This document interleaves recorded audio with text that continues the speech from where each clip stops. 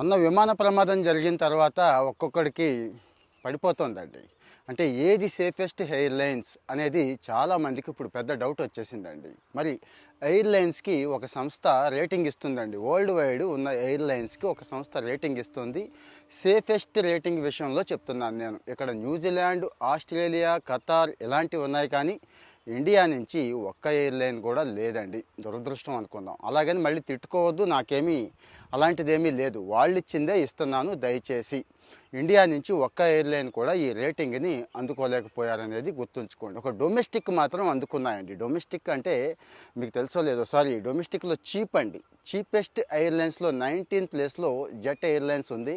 ఇక ఈ భద్రతా ప్రమాణాల విషయంలో కూడా 1, 2 సంస్థలే కాస్త రేటింగ్ అందుకోగలుగుతున్నాయండి. జెట్ అని, ఆకాశ అని చెప్పి ఈ రెండే ఉన్నాయి. అది కూడా జస్ట్ 7 అండి. 10/7, 10/6 మాత్రమే వీళ్ళు స్కోర్ చేయగలిగారు. గుర్తుంచుకోండి. ఇక మనం అనుకుంటాం జనరల్‌గా మనది చీపెస్ట్ ఎయిర్‌లైన్స్ కదా! అందుకే మన వాళ్ళు ఇక్కడ రాలేకపోయారేమో అనుకుంటాం. అంత సీన్ లేదండి. చీపెస్ట్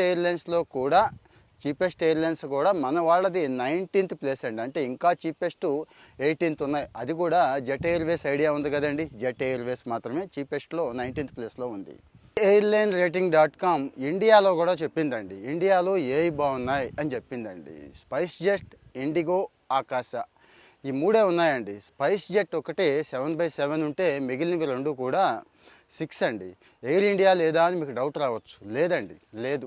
వీళ్ళు ఏం చూస్తారు అంటే వీళ్ళు ఏం చూసి రేటింగ్ ఇస్తారు అంటే ఆ విమానం కండిషన్, అక్కడ జరిగే లోతైన ఆడిట్, జరిగే ప్రమాదాలు, మరణాలు ఇవన్నీ చూస్తారండి. ఇవన్నీ చూస్తారు. అలాగే ఫ్లైట్ ఏజ్ కూడా చూస్తారండి. ఎన్నాళ్ళ నుంచి ఈ విమానాలని అంటే ఈ డొక్కు డోలు విమానాలను ఏమైనా వాడేస్తున్నారా ఇవన్నీ కూడా చూస్తారు.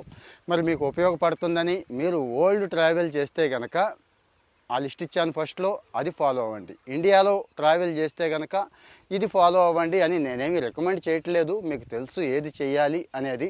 జస్ట్ ఈ సమాచారం మీకు అందరికీ ఉపయోగపడుతుంది అని చెప్పి ఇచ్చానండి.